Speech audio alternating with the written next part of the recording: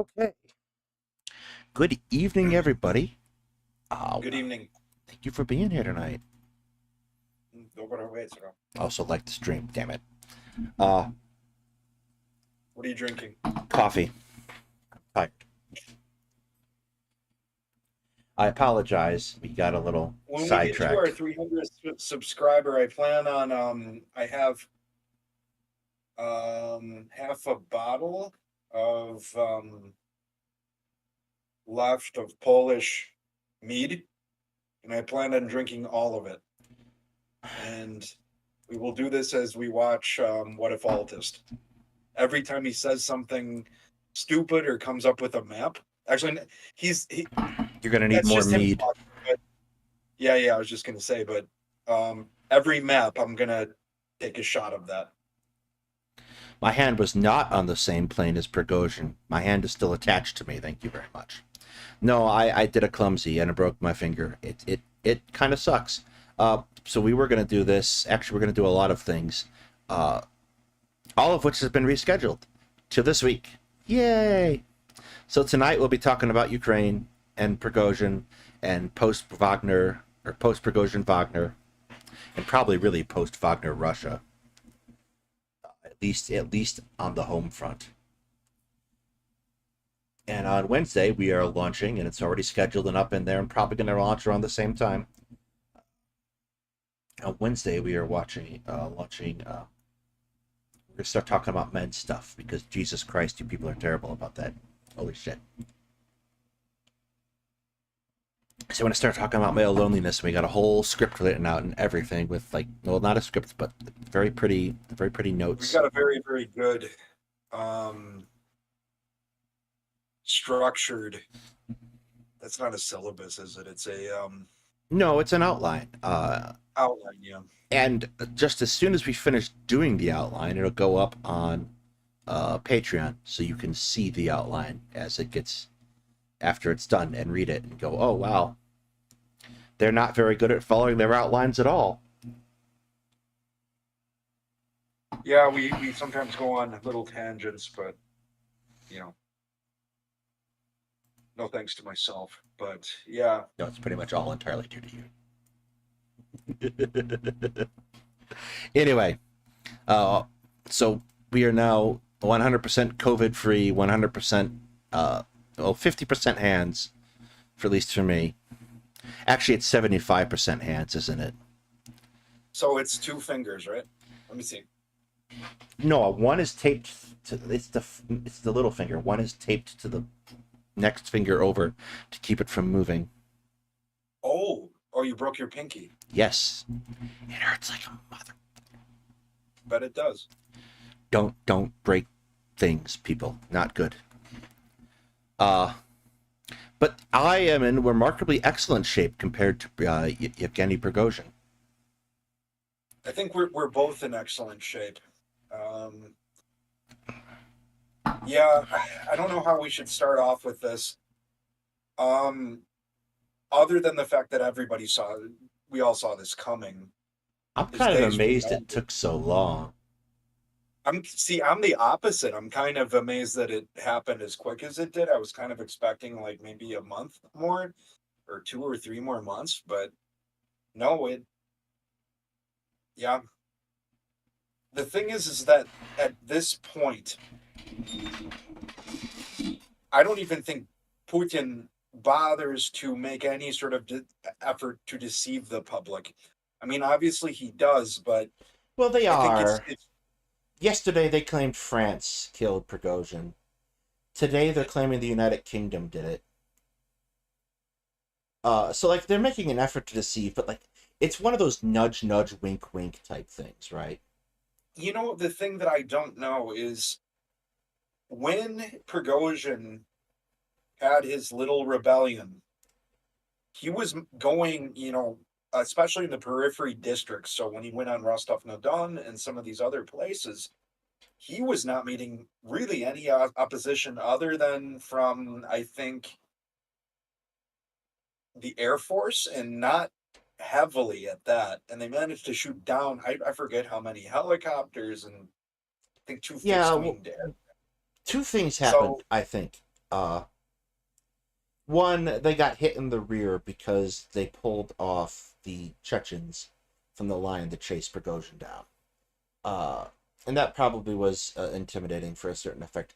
The second thing was a major oil reserve was destroyed by the Russian Air Force before Prigozhin could reach it. And that probably meant he was very low on supplies for what he was trying to do. So he wasn't going to hit real opposition till Moscow, right? But once Yeah, he hit that opposition, he might have had a supply problem. yeah. So, like, I get kind of why he stopped, but the aftermath of the stop really makes no sense. Like, just no longer be in Russia, no longer be anywhere near Russia at all. Find someplace far, far away. Go to Brigadoon for all I care. Just to stop with the not being in Russia thing. Just Quite that. honestly, although this would be unviable, um, I'm not even sure honestly why I'm bringing it up, but I mean, there always is the possibility of.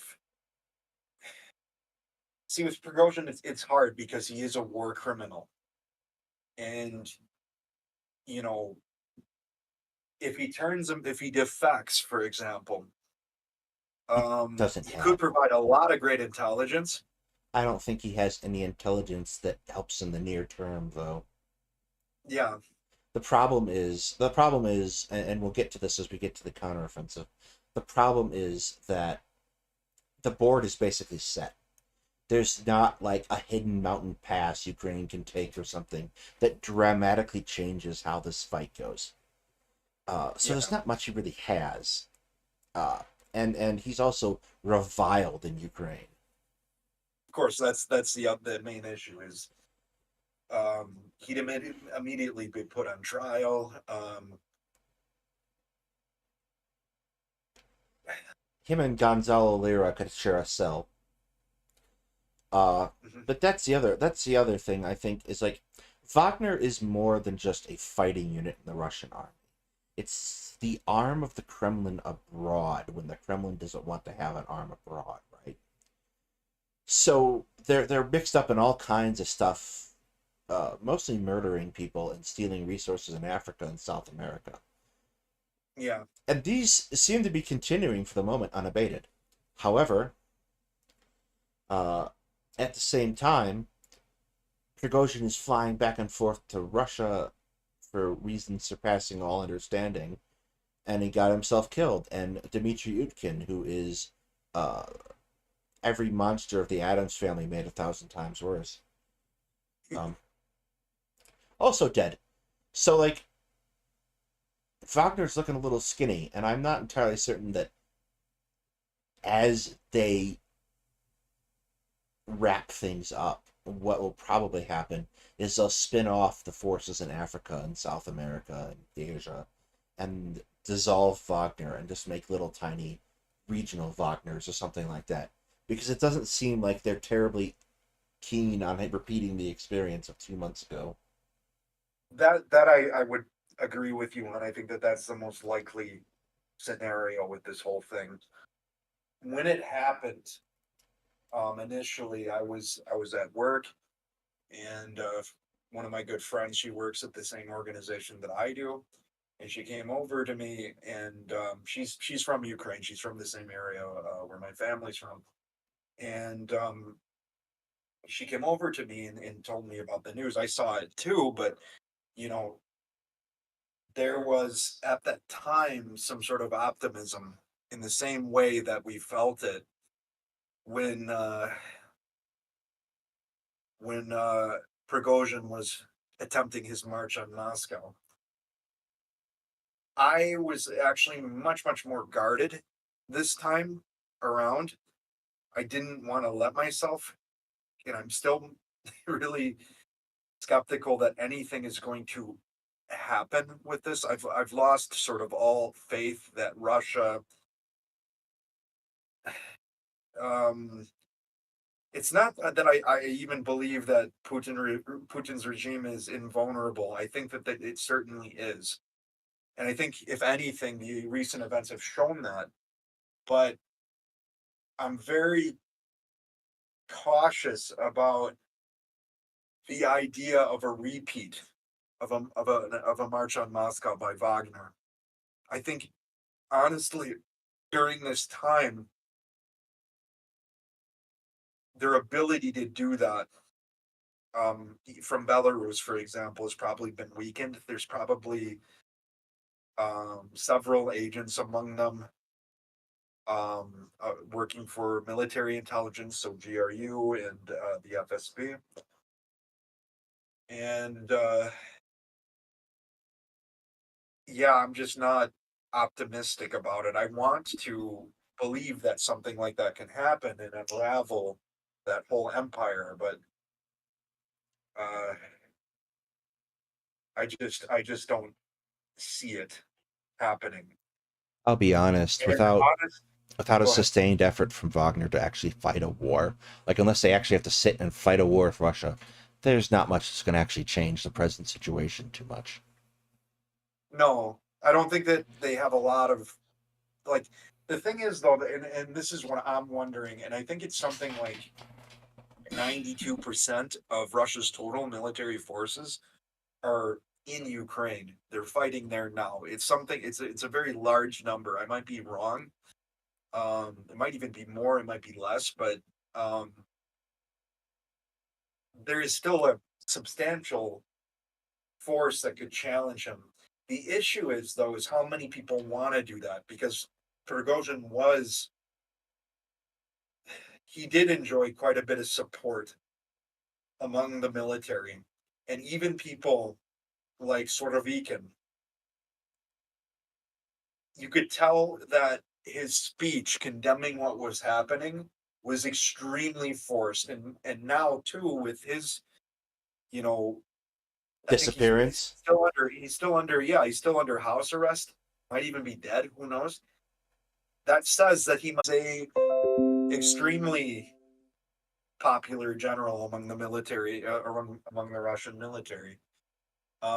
He's probably one of the only ones that has, you know, a real He's probably the, idea of what they're doing. yeah, he was the only one who seemed marginally successful, Yeah, really, in the last year.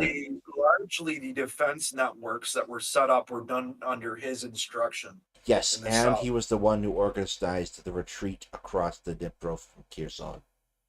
which So, was a very well organized retreat. well, but quite So, apart from being well organized, it was a recognition of the fact on the ground that you were going to die if you stayed there and that you had an advantage by crossing the river. Like, he seemed yeah, very level headed and capable, which was at odds, kind of, with the expectation of him going in, too, right? So, like, he was in charge of military police and the Air Force before, and since the Russian Air Force is horrible and their military police supposed to maintain discipline, and they're not very well disciplined. Everyone had pretty low expectations for him going in, but he had a very solid understanding of the situation, and it's all, whether or it's all, not yeah. Go ahead. he is actually involved in the plot or just been implicated is I think Yeah, a it's up in moot the air. point.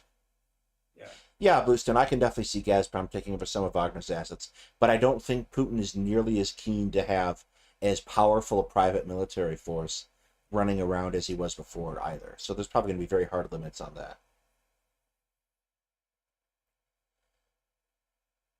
I um getting back to Sorovikin, and you know actually getting back to the overall situation, it would be very interesting to have somewhat of an insight into what your average Russian soldier is thinking at the moment, or was thinking when this occurred. Um, I don't see a mutiny happening, and the thing that is surprised, it continues to surprise people. It doesn't really surprise me so much, but is the fact that Russia's resisting very tenaciously. Mm, Um, I don't think they on have to do land that is well. not I don't think they have to do very well to see a good effect on their resistance. but they are plugging a lot of soldiers into holes, like a lot more than really is sustainable. There's a certain degree to which I think some Russians are resisting, like it's sporadic, and so they try to plug it with units they think will fight harder. Um, Yeah. and like this kind of gets into like a huge amount of my frustrations, especially with the news over the last couple days about how America has been regarding the counteroffensive. But that's again a topic for later. Yeah. The other thing I'd point about yeah. Why are all these Russian names Russian? Serovikin. Sirovikin is that he's kind of caught up in that Trotsky-Plotsky problem. Uh, uh, so he's probably not getting out of this situation alive, one way or the other. Because Putin, I think, would rather lose the war than lose Russia. But he's going to be perfectly willing to sacrifice a hell of a lot to do it first. Probably gonna, you know, if he loses this war, he's going to lose Russia. That's the thing. I don't think that there's any way he can present this. If he loses, and I mean losing the war by what definition? If he loses all the territory that he gained, including Crimea, from 2014, he's lost Russia for sure. Yeah, For sure. I don't think that's. I don't think that's very likely. I don't think it's likely that he's going to lose. I mean, I have my own opinions on this, but I don't think it's likely. I don't think, as I've said before, I think that Ukraine is not going to lose this war, but they are not going to win it either.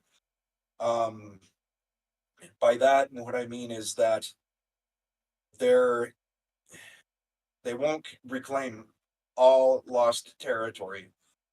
I think at least by military force and in the near to midterm. I do believe, however, that they will survive, that Kiev will survive that I don't think they're going to dramatically lose any more territory.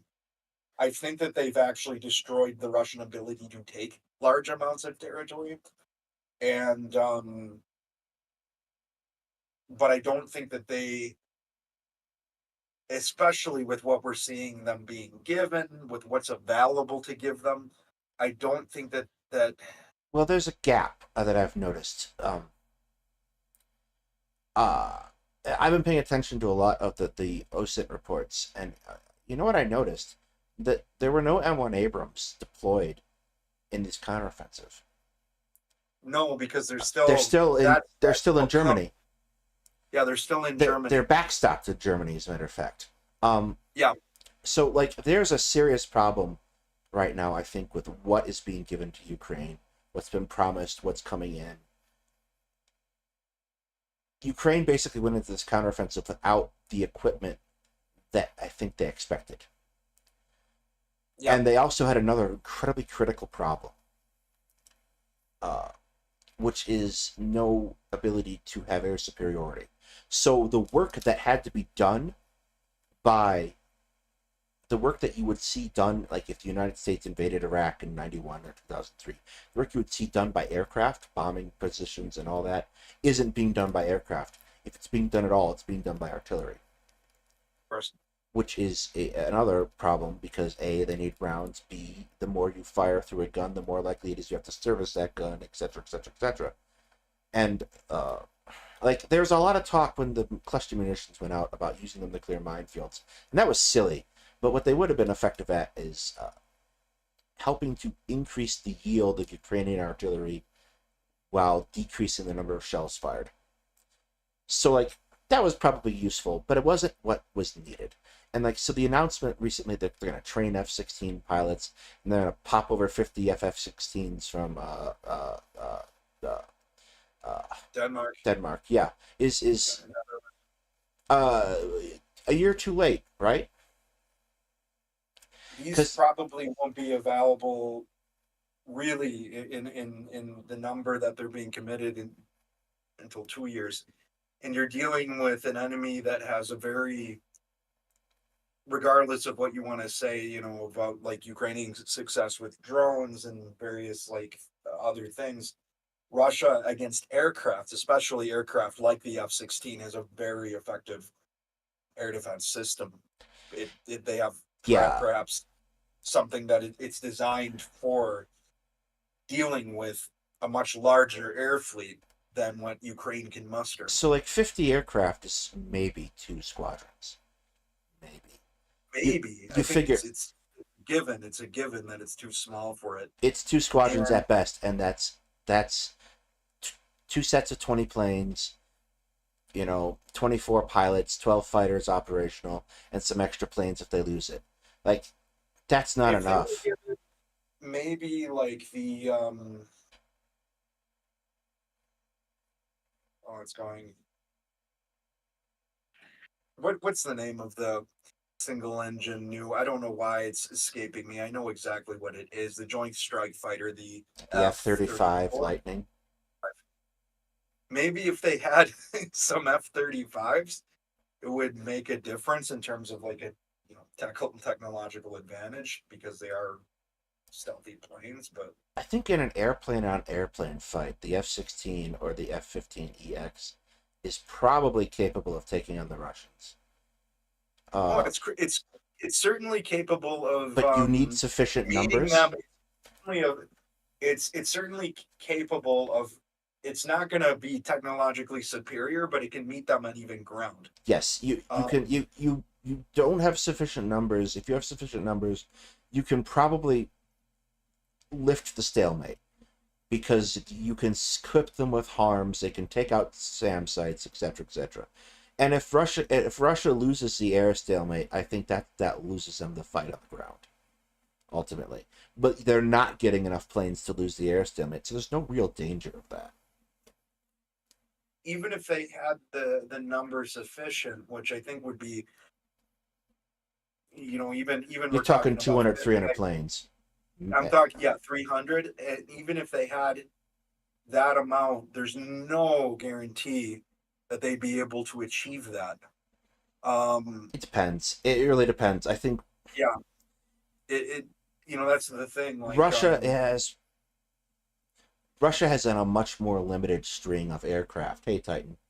Russia has a much more limited string of aircraft that they can put into the fight and maintain, and they don't have the prospect of getting new planes the way that Ukraine does, and like eventually it becomes attritional. How many flight hours, man hours of maintenance do I have to put into this airplane to keep it flying enough to oppose the number of Ukrainian aircraft that gets put into flight? Uh, in order to operate like that. So it's not a question of are they going to win in the sky. It's more a question of can you basically get it so that the Russian maintenance line is overwhelmed. And like again, this is going to take a massive commitment, and we haven't been feeding enough into Ukraine for the commitment. And it's not like we're using these things for anything, right? It's not like America's dependent upon F-15s or F-16s that we couldn't just they're drop them not. off. But the issue is not just the aircraft itself, but it's the pilots. Yeah, And unfortunately, there's been attrition on the Ukrainian side with their experienced pilots.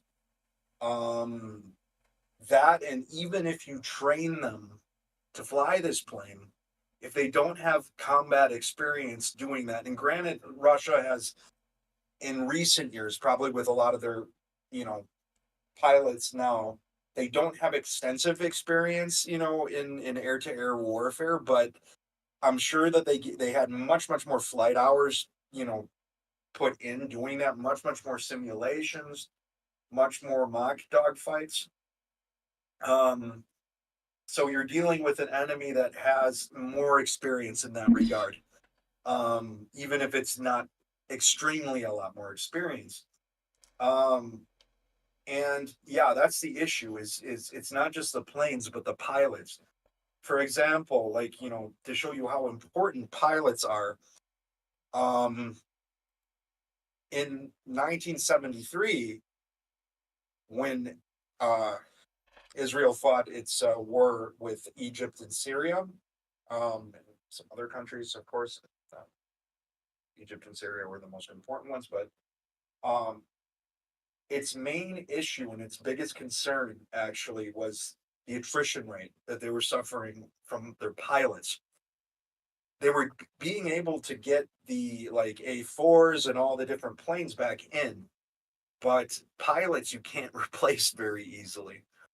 And that was a very concerning issue. Not yet, Luckily, Titan. I'm going to rant about that in a few minutes. Sorry. No, I know what you're saying. No, like attrition rates of pilots is difficult. A fighter pilot takes an inordinately long time to train, right? yeah, You have officer training, flight school. Uh, you're looking at 6-7 years before, from start to finish, before a pilot's up in combat. And I want to also mention too, along this the same lines as this, that um, training someone doesn't necessarily, training them in the right way of how to do it doesn't mean that you will get results. We trained the South Vietnamese pilots, um, and some of them were indeed very skilled, but at the end of the day, they still lost. well, Um, there's actually a whole lot that goes into um, talking about the air war in Vietnam that is probably an entirely different topic.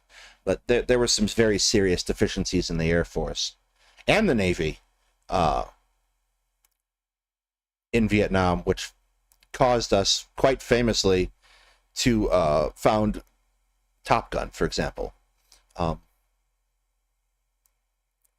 so on a certain level, you cannot necessarily depend upon that past assessment because Ukraine's Air Force has still been fighting for 9 years, right?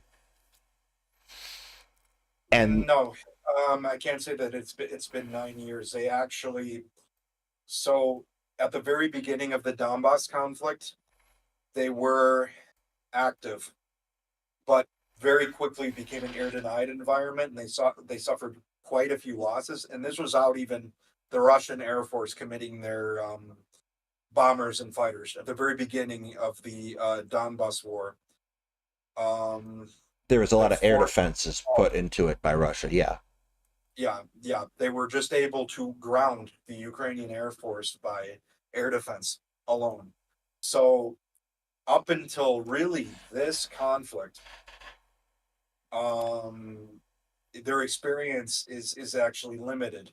I'm sure that they had a lot of preparation and training for this, but even so, I mean, I've read a lot of the studies. I don't think that there's been a ton of air to air victories in this war or even I don't think there's confrontation. been a ton of air-to-air fights in this war, to be honest. That's what I mean. Like So victories notwithstanding, what has been happening is seems like the Russians have been very reluctant to commit bombers to make precision strikes in Ukraine. So what they do is they put bombers up in Belarus or in Russia, fire cruise missiles off and retreat, or they do helicopters on low runs, and that's why you should have coffee too.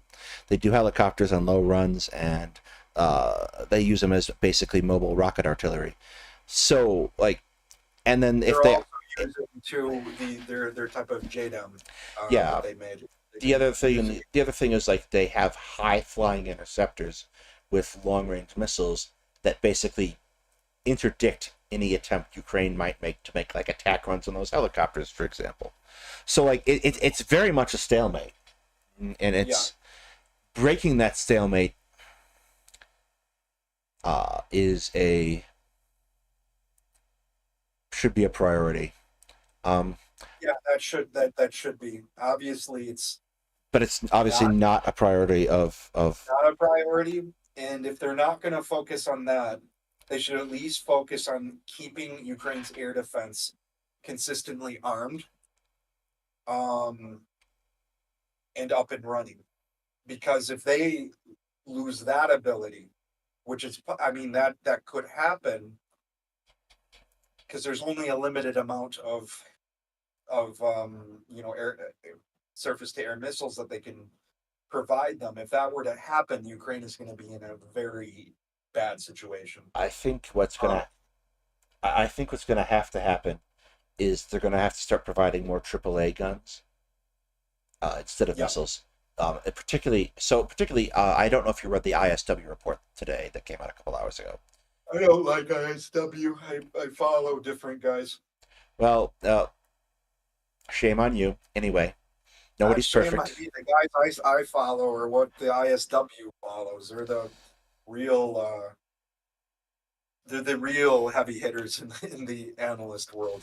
I follow the ISW. I know some of the people on ISW. They're.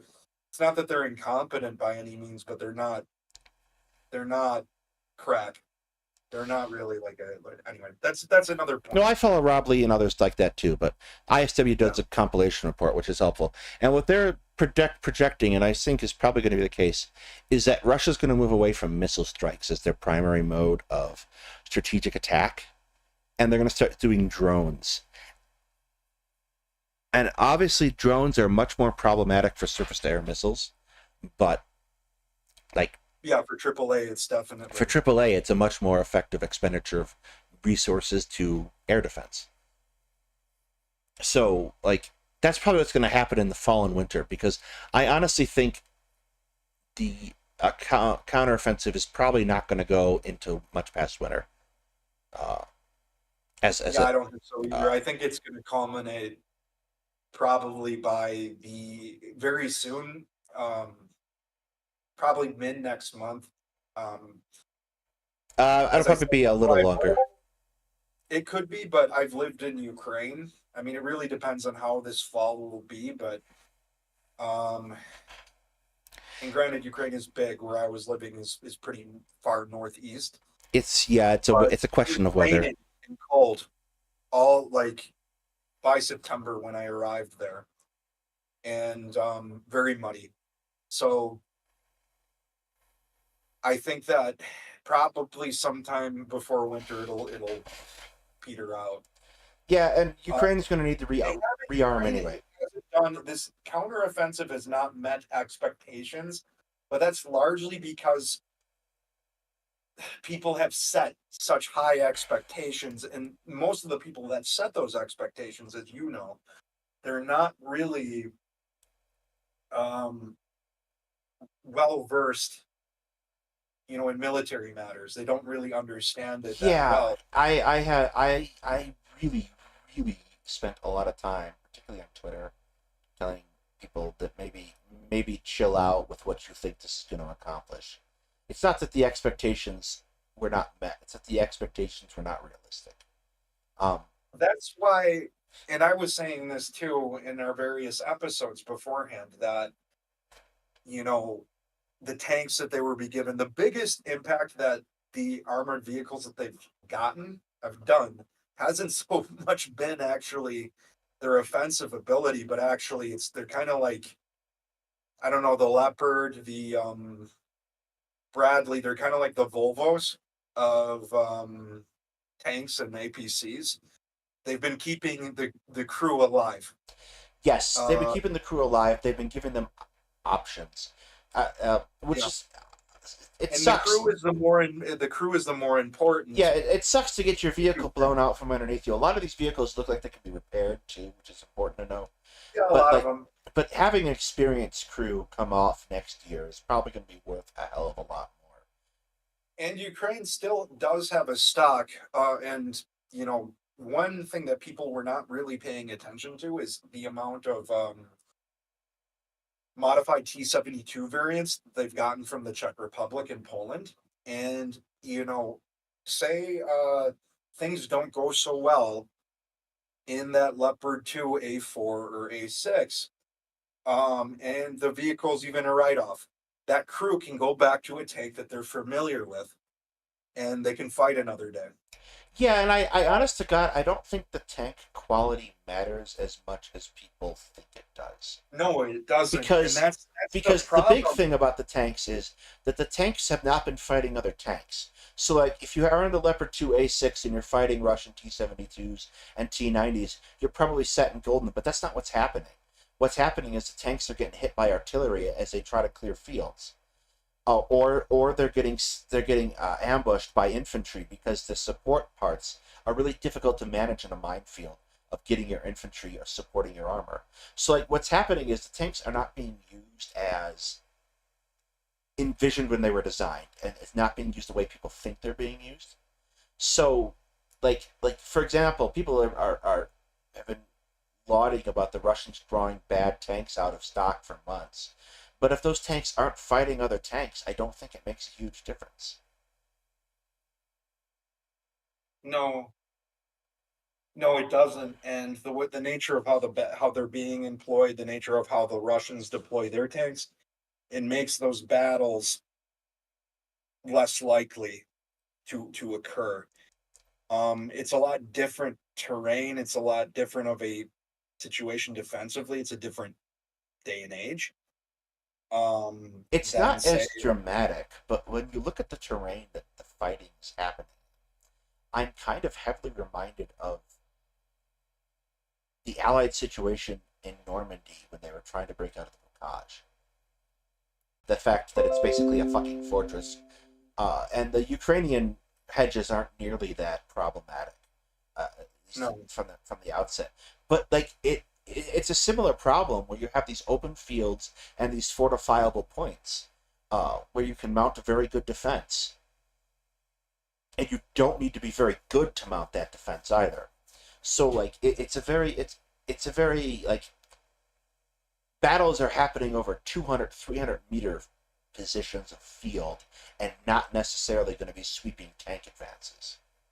that and the losses cause Ukrainian forces to rightfully be more cautious as they advance, which makes it slower, more time consuming. I also want to state that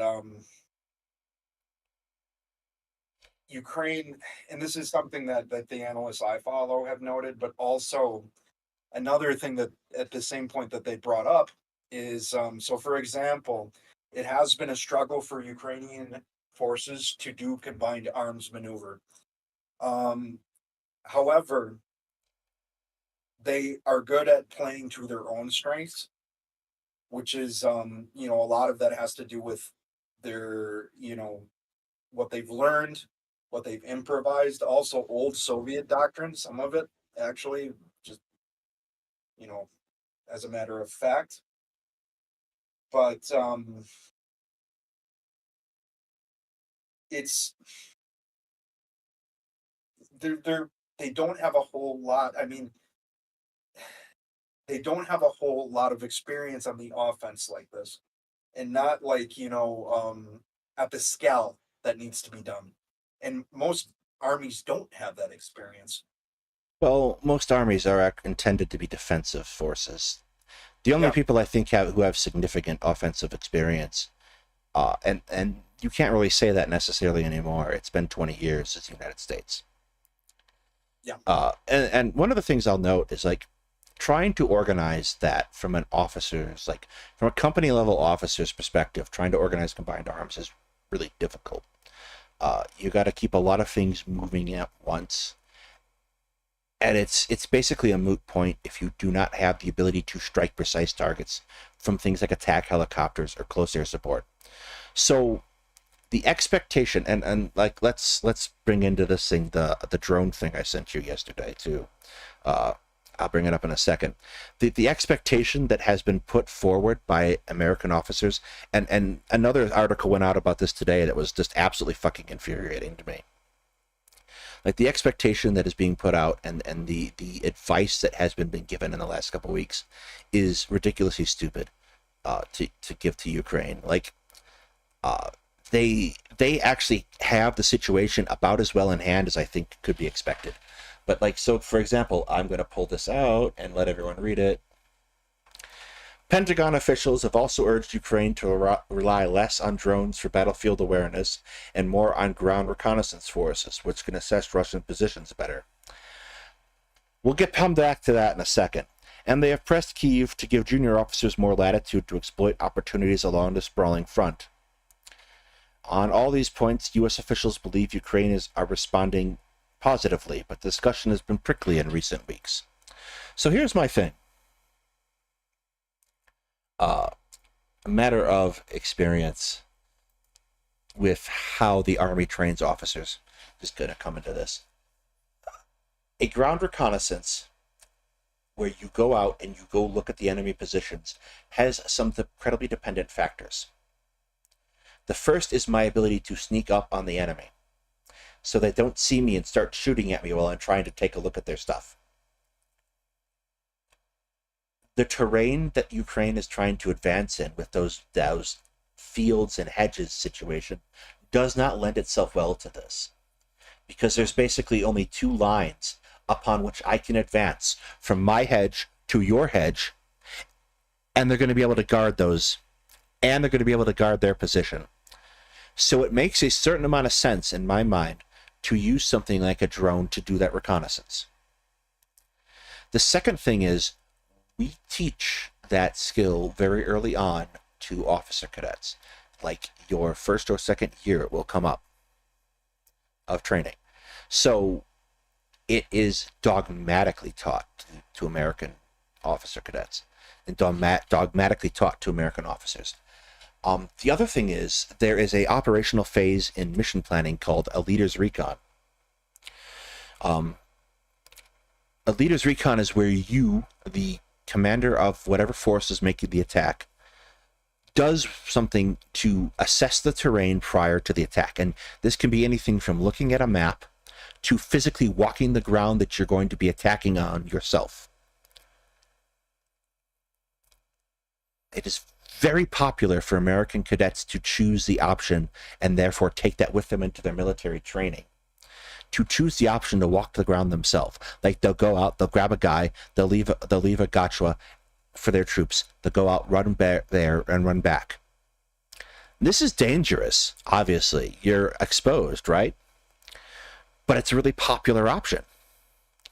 So the problem I have is, this is like crappy advice. Drones are making up for the terrain problem for Ukraine in a way that is really quite the best possible of all bad options, really.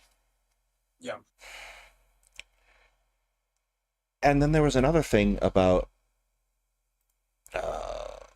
let me exit that with this picture. There was another problem they brought up today too. And this just boggled my mind when I read through it.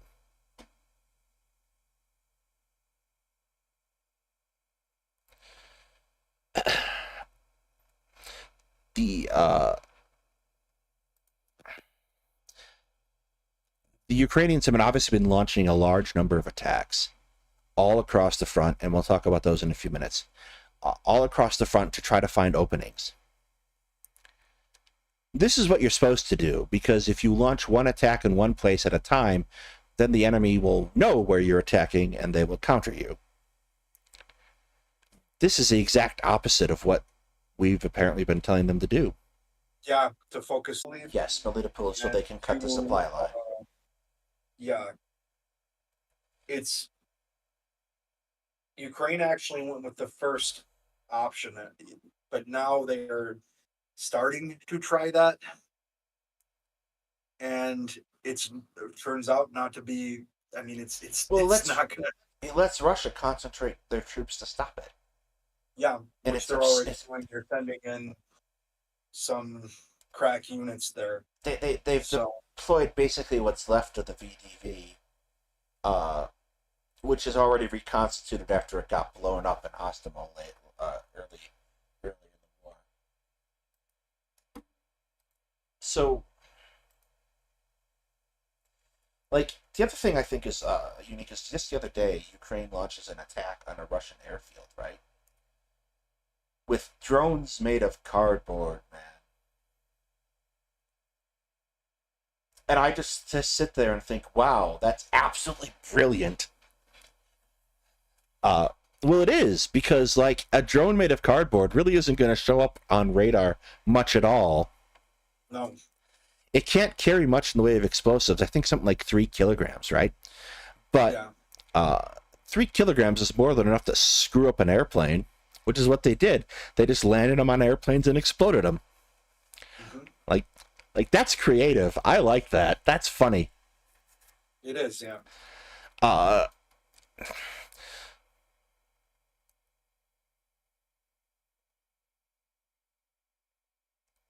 Why we're in subscribers only mode for chat? I left it on subscribers only.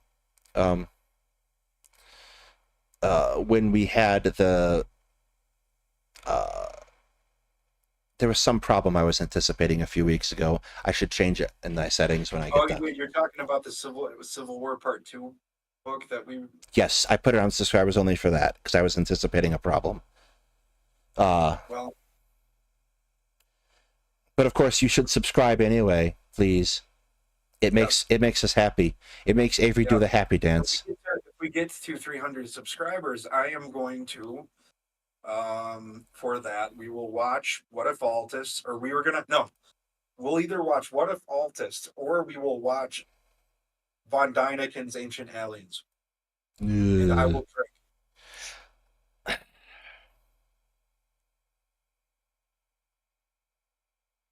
Well, the case of it is it's a small drone, Titan. Not so much that it's the material that affects the payload. It's a very small drone to begin with.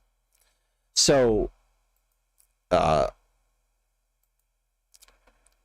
it works relatively well. But like here, so let's talk about where the Ukrainians seem to have made the most progress.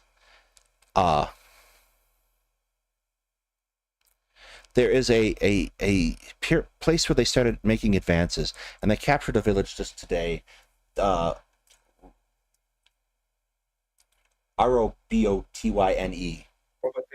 Robotyne. That works.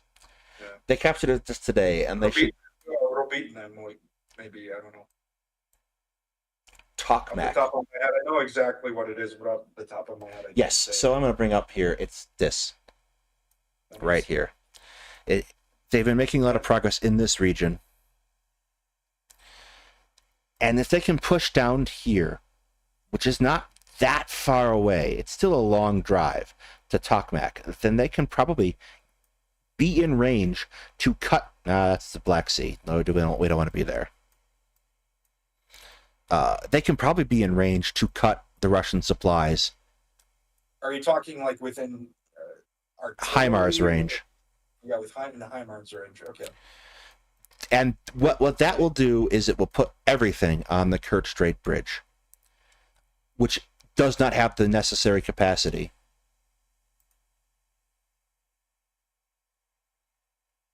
If we get to 500, we can never watch What If Altus again. If you get me to 1,000, I might entertain that prospect. Like if you could find 1,000 subscribers. That would be more realistic. Here's the problem. Okay, here's the problem, guys, about What If Altus. Just going by my back-end stuff. Just going by my backup stuff. It pisses certain people off, obviously, but people watch it. That's why we do it, and also that's why I want to do it if we get up to our 300 mark, because I think it would be very, very funny, especially if we pick a video that none of us have watched before, and every time he uses a map, I have to take a shot of something strong. Oh, you missed it. He did a map on Twitter recently of the 10 most powerful cultures in all of history.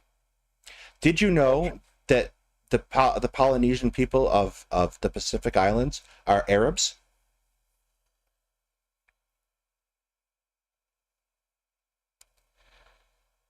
You know, I have a very limited knowledge of genetics, but I know enough to know that that's bullshit. Well, genetics isn't really a useful thing for that, because like he mentions it himself, but because he excludes Hungary from the Slavs, or he includes Hungary with the rest of the Slavs, which obviously offended his Hungarians in his audience. And he's like, yeah, but Hungarians are 98% is genetically identical other Slavs. I'm like, all human beings are 98% genetically identical to one another. With the Hungarians, it's an interesting case. So you have a linguistic shift, but genetically you don't have. So you have the Magyars that come in, the Magyars that come in there, and it's a base of Slavs and others, and that becomes the language. Yeah. The same thing happened to Anatolia. So Turkey, there's a lot of jokes about how Turkish, Don't like, say that to the Turks. I don't care about the Turks, and I hope someone I They'll is make watching themselves when I say very, that, someone very special angry. who's Armenian that definitely will like what I just said. So Yes, they're makes them very angry. Uh, yeah, long and short of it, we're coming up in about an hour. okay. We have cut through all of everything. The basic takeaway is Ukraine is doing about as well as you could reasonably expect them to do, given the situation they're in. With luck, they will be able to basically interfere with that and cut that supply line. And I think if they can cut that supply line running from Russia to down through the Donbass into the Kherson region, that'll probably be a good enough victory to keep them going another year. If we don't get off our asses and start giving them the weapons they need, there's a very good chance that Russia's going to hold on to the Donbass and Crimea. I think that that's fairly likely scenario. And even you know what I mean. Like, if we were to get off our asses now, we could at least enable them to get a large portion of it back. They might Yeah, not get all of it, but they can have a much better position. I'm not going to entertain the idea, honestly, that they're going to go all the way to the strait. I know how difficult that is. I know how many lives that will cost. The one thing about this war is I love Ukraine. I really do. I think that that's a given. My tag on here is Hetman. My whole life is dedicated. Everything that I do, literally everything that I do, is dedicated to Ukraine. That said, even though I do cheer them on, I don't like war cheerleaders who are making conclusions without really any evidence and just sort of this, positive attitude. There's a lot of Ukrainian scholars that are doing that. People who are very big name people within the field. I'm talking Yal, for example. I can just say Yal, and maybe you'll have an idea of who it yeah, is. yeah, I know. So every bit of this is costly, and I know that these people know that too. But we need to just be, you know what I mean? Give them what they need, but if they can just survive without losing anymore and somehow be around to build a defense to protect what they have and eventually get everything back, because Putin is not going to be around forever, and there is always a chance to get territory back. Hey, Nerdle. I think Russia has there's a high probability of it. It already is happening, but of it declining significantly, if not outright, the Russian Federation breaking into little parts. Certain parts, like, when you think of, like I was actually talking with a friend of that, certain republics, or Buryatia. So Russia, the center doesn't really care about Buryatia. And Buryatia itself doesn't have a whole lot to gain by splitting, because they don't have much to to sustain themselves. So it's kind of, they're in a lose-lose situation.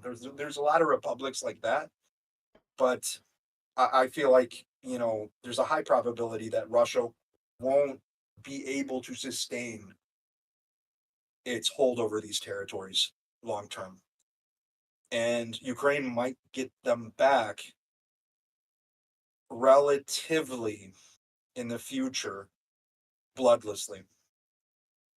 And that's all I wanted to say in that regard. But I just, yeah, you have to keep on supporting Ukraine. Absolutely. Obviously, I've staked out my position in support of Ukraine quite some time ago. Plus, they're lovely people. All the Ukrainians you introduced me to are lovely people. Just fantastic. Yeah. Yes, I know you're very upset. They are not, certainly not all of them are lovely. Well, don't introduce me especially to those ones. especially if you have to work with them. But Well, don't introduce me to those ones. no, I won't. But anyway, the rest of the week should go as follows. Wednesday night, we are launching into the male loneliness epidemic, where we're going to try to talk about this in a constructive manner, both from a systemic point of view and from an individual point of view. What you can do if you are feeling isolated to not be. That should be around the same time as we started this show, provided we don't mess up, which is, a 50-50 shot. It's not going to be a 50-50 shot. We will mess up. Absolutely. All right. So we will see you on Wednesday. On Friday, I will probably be playing Total War Warhammer 3 because the new DLC is out. And it might not necessarily be historical, but it's my goddamn show and I do what I want. All right. Who wants to, in the comments section, who wants to see in the future, and maybe instead of me destroying my liver for 300 subscribers, me and Daedalus can have a match on Rome Total War, which will probably clean my clock, honestly. But I do want to do that, and I have some ideas. So absolutely. All right. With that, you stick around for 5 minutes. I'm gonna close out the stream. Okay. Thank you. Have a good night, everybody.